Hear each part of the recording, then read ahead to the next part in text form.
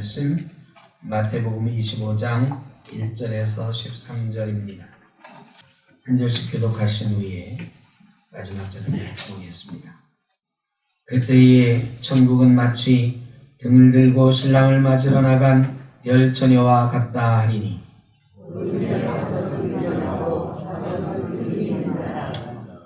미련한 자들은 등을 가지되 기름을 가지지 아니하고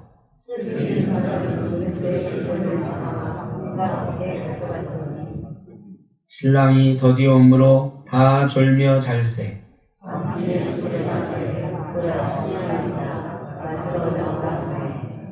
이에 그 처녀들이 다 일어나 등을 준비할세.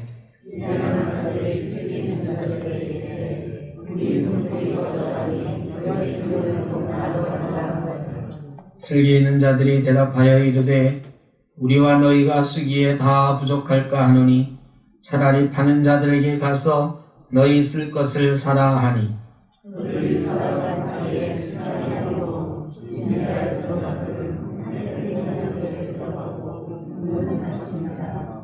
그의 남은 처녀들이 와서 이르되 주여 주여 우리에게 열어 주소서.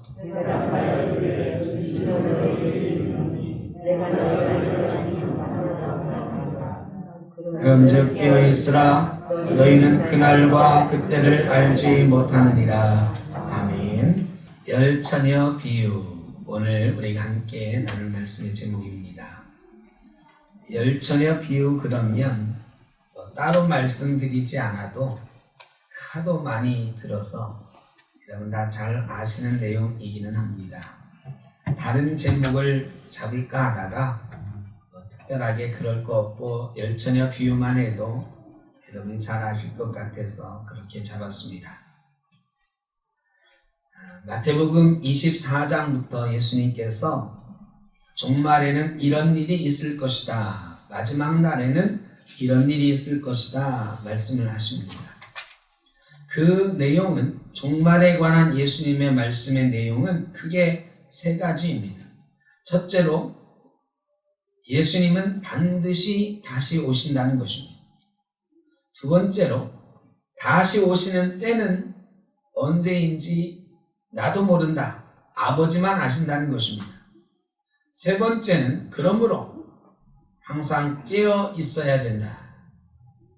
이 세 가지.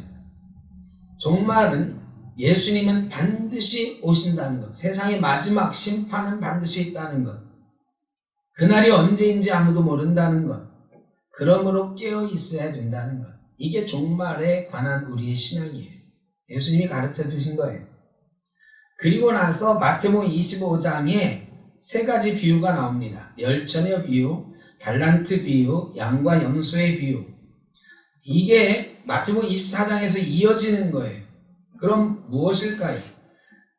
항상 깨어 있어야 된다고 그랬는데 깨어 있다라고 하는 것은 무엇인가를 가르쳐 주기 위해서 이 세 가지 비유를 말씀하신 거예요. 지금부터 저희가 3주간 걸쳐서 비유 세 가지를 같이 나눌 터인데, 이거는 종말을 대비하는, 예수님 다시 오시는 날을 대비하는 우리 성도는 어떻게 깨어 있어야 되는가, 어떻게 살아가는 것이 깨어 있는 것인가, 이거를 발견하는 시간들인 것입니다. 오늘 첫 번째로 열 처녀 비유의 말씀을 통해서 주님께서 다시 오실 때를 대비하는 성도는 어떻게 깨어 있어야 되는가 생각을 해보려고 합니다. 열 처녀가 나오는데요, 우리가 잘 아는 대로 슬기로운 다섯 처녀는 기름을 준비했고 미련한 다섯 처녀는 기름을 준비하지 못했다는 얘기입니다. 여러분, 이 처녀 10명은, 열 처녀는 누구일까요? 신부일까요?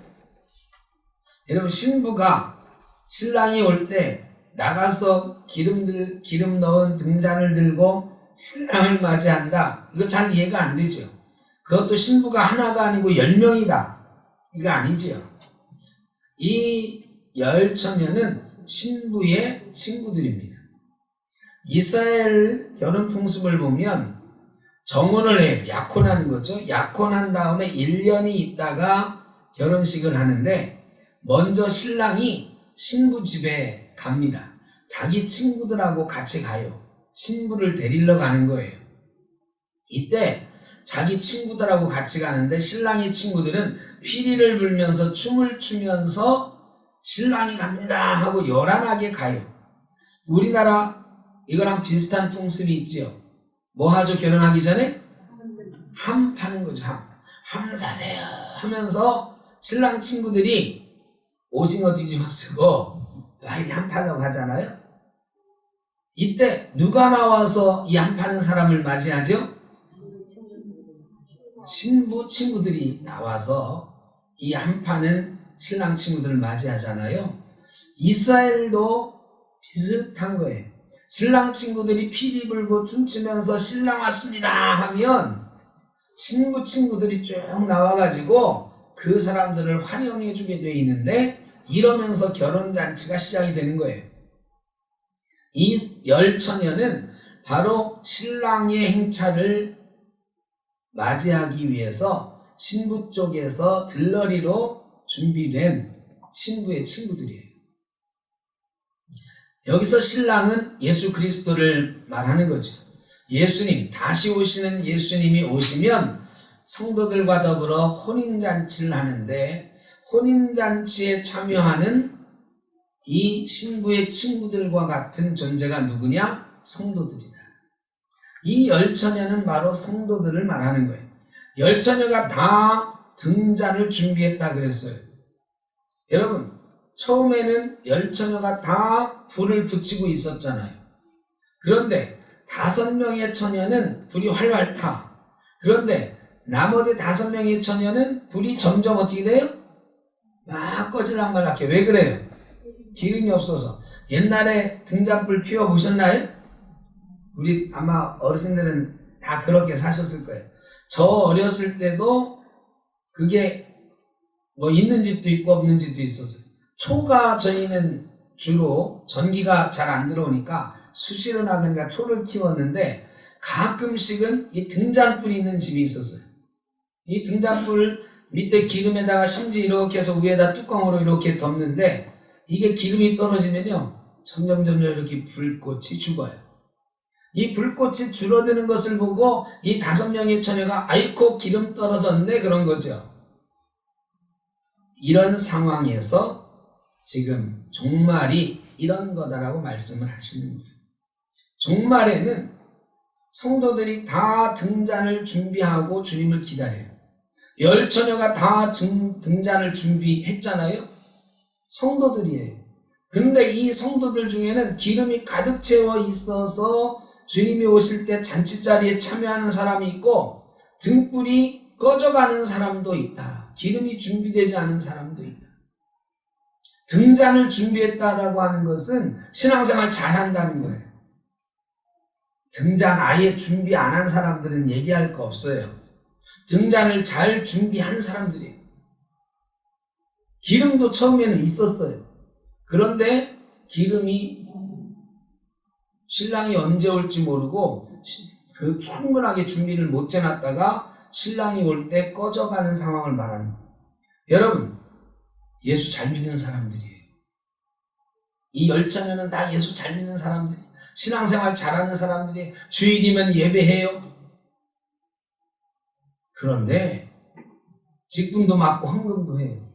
그런데 어떤 사람은 주님 다시 오실 때, 지금 보면 다 신앙생활 잘하는 것 같고 주님 오시면 다 잔치자리에 참여할 것 같은데, 어떤 사람은 잔치자리에 못 들어가는 사람도 있다.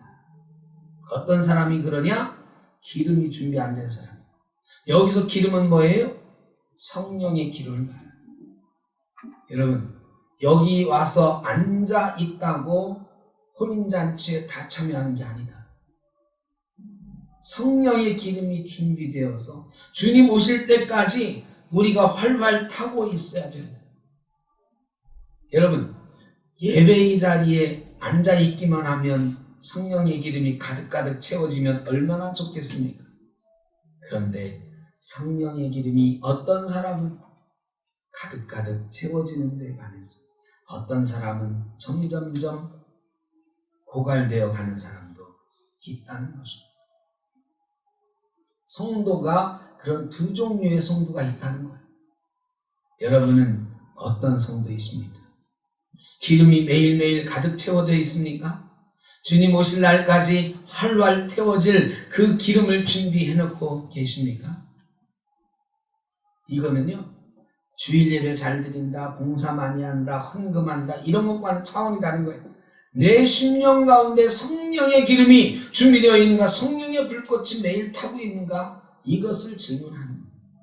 종말은 성령의 기름이 준비된 사람에게 아름다운 잔치자리고, 준비되지 못한 사람에게는 슬피 우는 시간이 될 것이다. 자, 5명의 처녀가 말이죠. 이 미련한 5명의 처녀가 불꽃이 막 꺼져가는데 저기서 피리 소리가 들려요. 신랑의 친구들이 신랑 왔습니다 하면서 춤추면서 피리 불고 막 와요. 그런데 불꽃이 점점 줄어드네. 이 처녀들이 어떻게 했어요? 기름을 준비한 처녀들한테 나 기름 좀 빌려줘 그랬어요. 여러분, 서로 잘 아는 사이인가요? 모르는 사이인가요? 잘 아는 사이지. 신부의 들러리잖아요. 친구들이잖아요. 요즘 같으면이야 부산에서 온 사람도 있고 저기 광주에서 온 사람도 있고 할 수 있어요. 신부 들러리가. 근데 옛날은 어디 그런가요? 한 동네에서 소꿉친구 하던 사람들, 한 동네에서 다 같이 신부하고 잘한 사람들이 서로 너무너무 잘 알아. 정말 친한 친구들일 거예요. 그러니까 같이 들러리 하는 거지. 그런데 친구야, 나 기름 좀 빌려줘. 내 기름 떨어져 간다. 여러분, 빌려줘요, 안 빌려줘요? 네? 빌려줘요, 안 빌려줘요? 누가 친하신가요? 이수경 권사님. 여기 옆에 조정희 권사님이 그런 상황에서 기름 좀 빌려줘. 그럼 빌려줘요, 안 빌려줘요? 대답을 안 하시니 안 빌려줄 모양인데. 네? 안 빌려줘요? 안 빌려줘요. 그런데 우리 같으면 빌려줄 것 같죠? 빌려줄 것 같잖아요. 한옥 권사님 안 빌려줘요? 빌려줄 것 같잖아요. 사람의 인지상정으로 보면 빌려줘야지. 그런데 안 빌려주네. 그렇게 친한 친구들인데 딱 잘라서 안 빌려준대. 가서 기름 사와. 너 빌려줬다가는 저 신랑 올 때 나도 기름 떨어지고 너도 기름 떨어진다. 차라리 가서 사와라. 매정하게 자릅니다. 여러분, 종말의 두 번째 비밀이 여기 있어요. 종말에는요, 다른 사람에게 구원을 빌릴 수가 없어요. 죄송한데요, 옆에 있는 사람한테 나 성령의 기름 좀 빌려줘. 내가 여태까지 성령 없이 살았는데, 성령의 기름 없이 살았는데 당신 기름 좀 빌려줘. 안 된다. 여태까지 나 예수 잘 못 믿었는데 당신 믿음 조금만 빌려줘. 안 된다. 어머니, 나도 좀 같이 데려가 주세요. 안 된다. 안 돼. 구원은 빌릴 수가 없는 것입니다. 구원은 내가 준비한 기름으로 불을 태워야 얻을 수 있는 것입니다.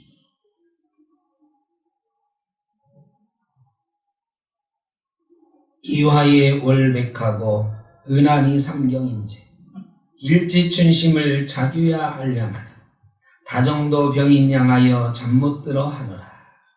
여러분, 이 시조 한 번쯤 들어봤죠? 이게 고려시대 충혜왕 때의 충신인 이조년이 지은 시입니다. 이조년이 이 충혜왕 때의 아주 충신이에요. 왕에게 임금님 그러시면 안 됩니다 라고 간언했더니 임금이 말을 안 들어. 나 더 이상 벼슬 하지 않겠습니다 하고 낙향한 거예요.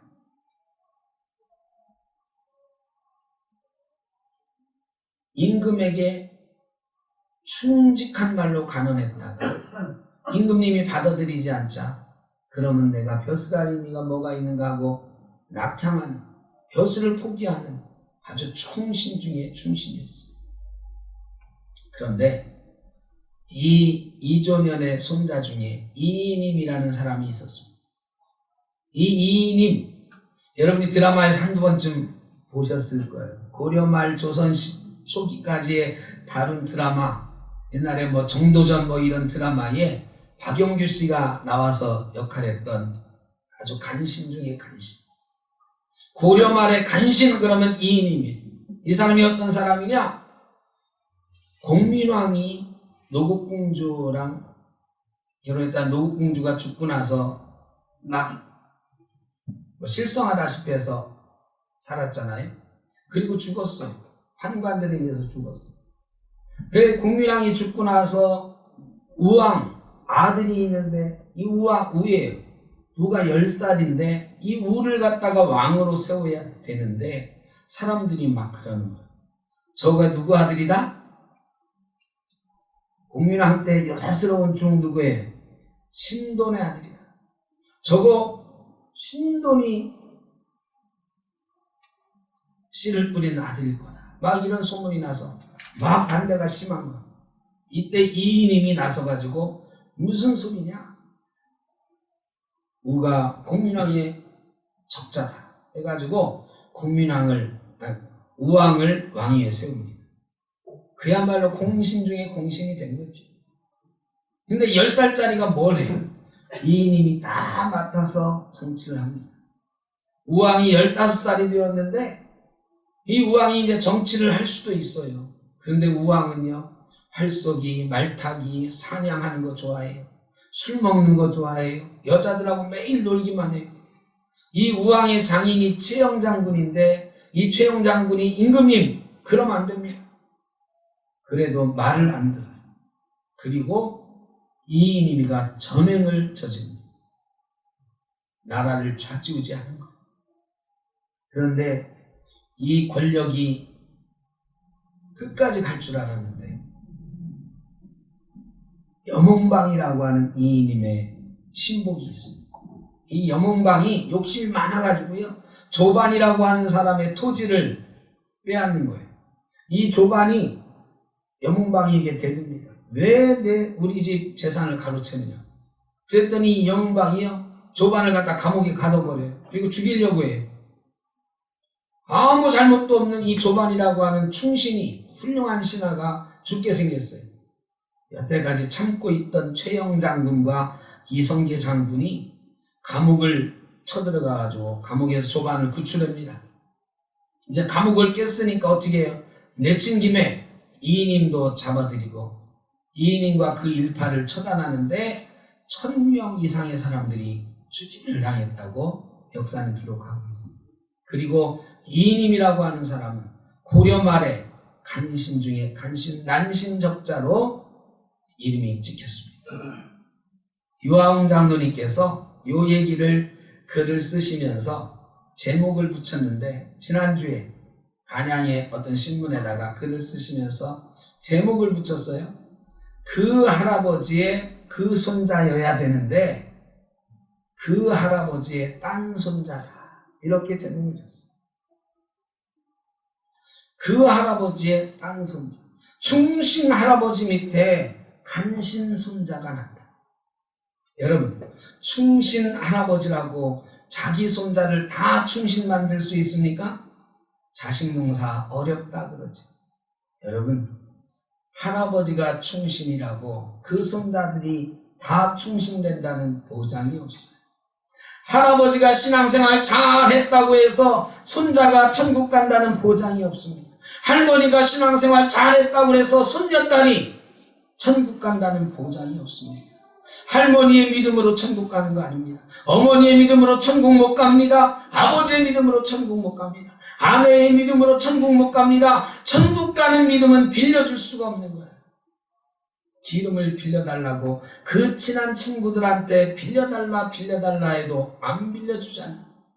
잘못했다가는 나도 천국 못 간다. 나도 잔치에 못 들어간다. 여러분, 천국은 오로지 자기가 준비한 믿음으로, 자기가 준비한 기름으로 가는 것입니다. 절대 빌려줄 수가 없는 거예요. 예수님과 나와의 관계가 어떻게 되어 있는가? 종말에 우리가 천국 가느냐 못 가느냐 결정하는 유일한 조건이. 우리 아버지가 목사였는데 죄송하지만 안 됩니다.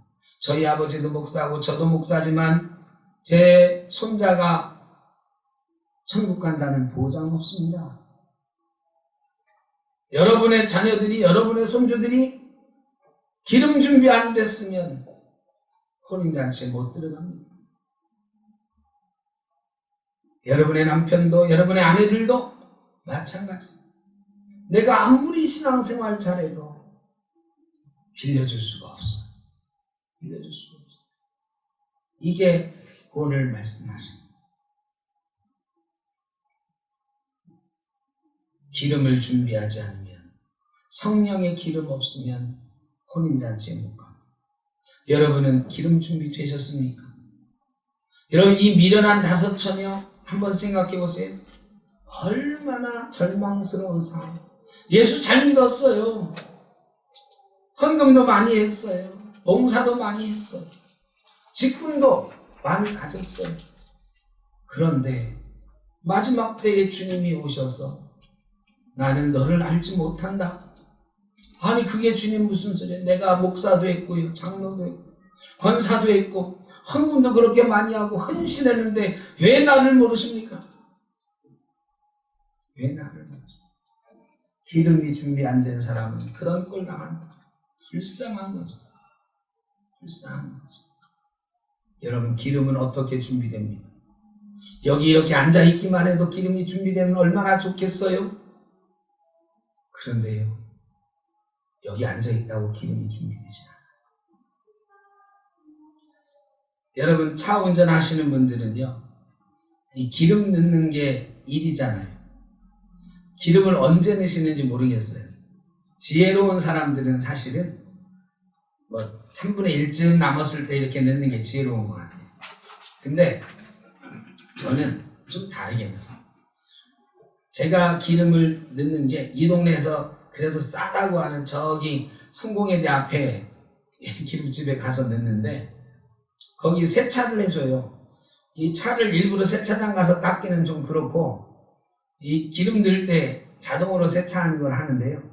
요즘 이 세차비가 비싸져가지고요, 그냥 기름 안 넣고는 10,000원씩 해요.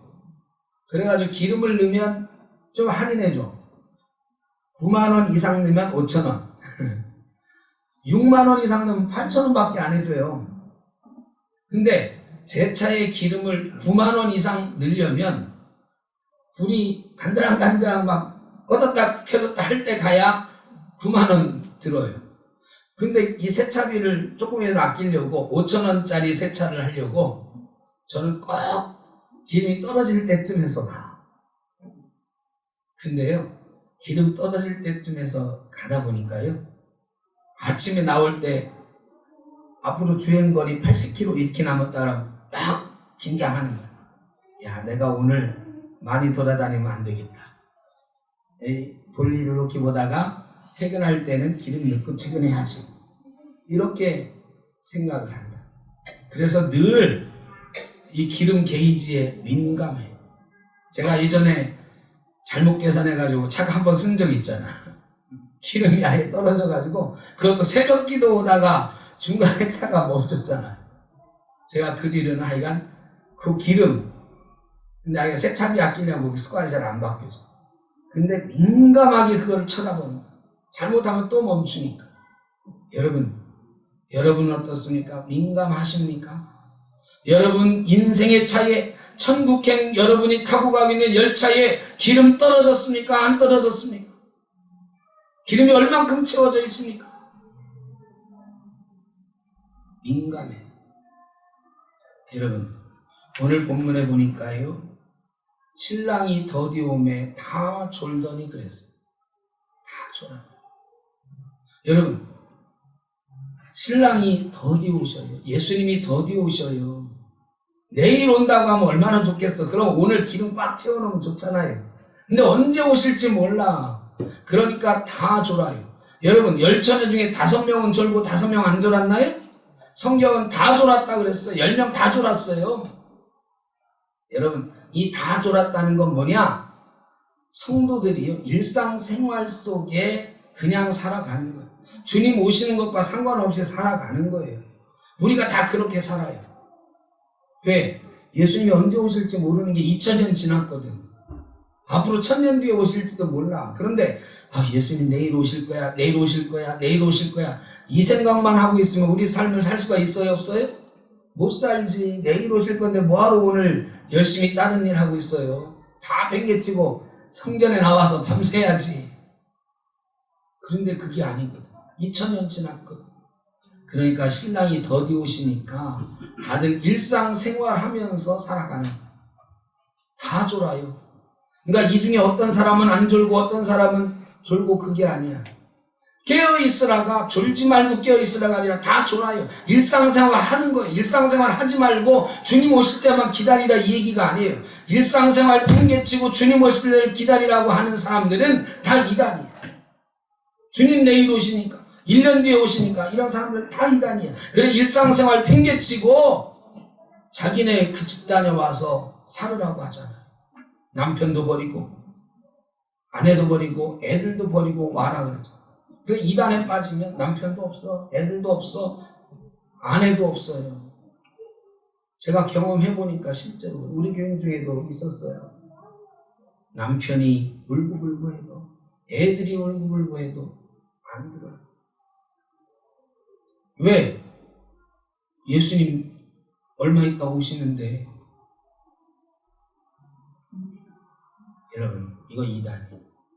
일상 삶을 팽개치고 졸지 말고 깨어있어야 되는데 아니에요. 이 사람은 일상생활 해야 돼요. 신앙인도 일상생활 해야 돼요. 그게 존다는 거예요. 그런데 일상생활을 하더라도 성령의 기름은 준비되어 있어야 된다. 일상생활에 매몰돼 가지고 차 운전하는데 매몰돼서 기름 게이지가 0으로 내려가고 있는데도 기름 안 채워놓으면 그 차가 멈추어버린다. 천국 가는 차가 멈춰. 여러분, 어떻게 성령의 기름 채우는 걸까요? 마일리지 아시죠? 마일리지. 비행기 타면은 만 킬로 뛰면 몇 킬로 이렇게 주고, 그래서 많이 타면 어떻게 해요? 나중에 그거로 제주도도 공짜로 가고, 또 많이 한 사람은 퍼스트 클래스로 막 올려주고 막 그러잖아요. 이 마일리지. 여러분, 마일리지가 쌓여야 돼요. 성령의 기름 채울 수 있는 마일리지가 쌓여야 돼요. 마일리지는 어떻게 쌓이느냐? 십자가 지고 많이 걸어간 만큼 마일리지가 쌓이는 거예요. 십자가 지고 많이 걸어간 사람은 성령의 기름이 점점점 채워져 가는 거예요. 그런데 십자가 팽개치고 내 삶을 살아가면 점점 이 기름이 떨어져요. 기름이 바닥나. 여러분, 십자가 지고 따라가는 기간이 지금 사순절 훈련하는 기간. 말씀과 기도 가운데 주님의 고난을 묵상하면서 주의 십자가 지고 따라가겠습니다. 나도 주님과 함께 걸어가겠습니다. 이런 마음 가지고 살다 보면 성령의 기름이 저절로 이렇게 채워져 가는 거예요. 여러분, 성령의 기름은요, 그렇게 쉽게 채워지는 게 아니에요. 말씀, 기도하고 일상생활 속에 십자가 지는 삶을 살아가는 거예요. 주님의 뒤를 따라가는 삶을 살아가는 거예요. 그러면 나도 모르게 마일리지가 이렇게 채워져 가는 거예요. 여러분, 여러분의 삶 속에 얼마만큼 성령의 기름이 채워져 있습니까? 오늘 우리 주님이 물어보십니다. 주님이 언제 오시더라도 나는 성령의 기름 충분히 채워 놓았습니다. 이런 답을 할 수 있기를 주의 이름으로 축복합니다. 이 미련한 5 처녀들이 기름을 사왔습니다. 사서 문을 막 두드려요. 이미 문은 닫혔어요. 문을 막 두드리니까 주인이 나와가지고 그런단 말이죠. 나는 너희가 누군지 알지 못해. 여러분, 그 집에 있는 사람들이 이 5 처녀를 알까요, 모를까요? 알지, 왜 몰라? 한 동네에서 그렇게 살았는데 왜 모르겠어요? 딸 친구들 왜 모르겠어요? 다 알아요. 그런데 나는 너희를 알지 못한다 그래요. 여러분, 예수님이 우리를 아실까요? 모르실까요? 다 알지 왜 몰라? 아, 정 목사야, 너 sem떡교회에서 설교했지, 목회했지, 내가 안다. 그런데요, 이 아는 것하고는 달라. 김 집사야, 네가 거기서 예배했던 거 내가 안다. sem떡교회 집사였던 거 내가 안다. 여러분, 이거는 머리로 아는 거예요. 저 사람이 누군지 통성명 했다 이거예요. 그런데요, 여기서 알다라고 하는 말은 헬라어로 오이다라는 뜻인데요. 이 오이다라고 하는 이 지적인 알미 아니에요. 관계가 형성돼서 알게 되었다 이런 뜻이에요. 쉽게 설명하면 이런 거예요. 제 친구들이 많아요. 제 초등학교 친구도 있고 중학교, 고등학교, 대학교 친구들 있고 대학원 친구도 있잖아요. 근데 이 중에서 저랑 아주 친한 사람은 이렇게 정해져 있잖아요. 말하자면 내가 어려울 때 내가 돈 좀 빌려줘 그러면 빌려줄 수 있는 사람 한정돼 있잖아요. 그런데 제가 느닷없이 초등학교 친구한테 전화해가지고 야 누구야? 나 누구야? 나다 그러면 야 오랜만이다. 너 웬일이냐? 나 이제 어려운데 돈 좀 빌려줘. 여러분 돈 빌려줘요? 안 빌려줘요? 아는 사이인데 왜 안 빌려줘? 내가 너를 어떻게 알고 빌려줘? 여러분 그 사람이 살아온 내용을 몰라. 나랑 어떤 관계가 없으면 돈 안 빌려줘요. 나랑 같이 살아온 관계가 있어야 돼요. 야 너는 믿을만하지? 아니 네가 못 갚더라도 내가 너랑 관계를 봐가지고 안 빌릴 수 있느냐? 이거 안 갚아도 돼. 빌려주는 거예요. 이게 오이다예요. 이게 안다는 거예요. 여러분 sem떡교회 성도로 등록했다고 예수님이 아는 게 아니다. 예수님하고의 관계 속에서 예수님이 그래 내가 너를 알지. 내가 네 믿음 알지. 네가 성령의 기름 준비한 거 알지. 그래야 나중에 예수님이 내가 너를 안다고 말씀하신다는 거예요. 이 자리에 있는 우리 sem떡교회 성도, 가정에서 예배드리고 있는 모든 성도 다 예수님이 마지막 때에 내가 너를 안다 하는 놀라운 축복을 누리시기를 바랍니다. sem떡교회 등록한 성도가 아니라 천국에 등록된 예수님이 안다고 말씀하시는 성령의 기름 준비되어 살아가는 저와 여러분 되시기를 간절히 바랍니다. 그날과 그때를 알지 못하니 깨어있으라. 오늘 본문의 마지막 깨어있어야 돼. 깨어있는 것은 성령의 기름을 준비한 삶, 주님이 아신다고 하는 삶, 그런 삶을 준비해서 마지막 때에 자신있게 혼인잔치에 기쁨으로 참여하는 저와 여러분 되시기를 주의 이름으로 축복합니다. 기도하겠습니다. 사랑의 아버지 하나님, 우리가 다 예수 믿지만 내 마음속에 성령의 기름이 준비되었는가? 이거는 주님만이 아십니다. 영적으로 민감하게 하여 주옵소서. 내 인생 삶 가운데 기름이 채워져 가고 있는지, 성령의 기름이 충분한지 늘 민감하게 내용을 살필 수 있게 하여 주시고, 주님 다시 오시는 날 등불 밝히고 주님 오시는 길을 밝히 맞이할 수 있는 저희가 될 수 있도록 인도하여 주옵소서. 예수님의 이름으로 기도하옵나이다. 아멘.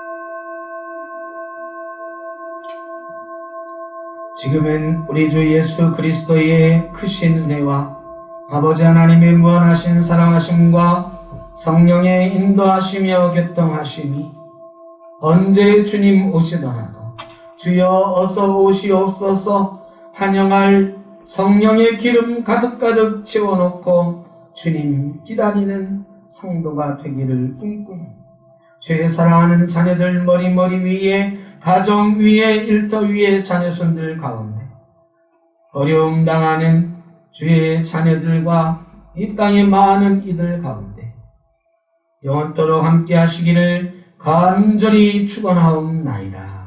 아멘.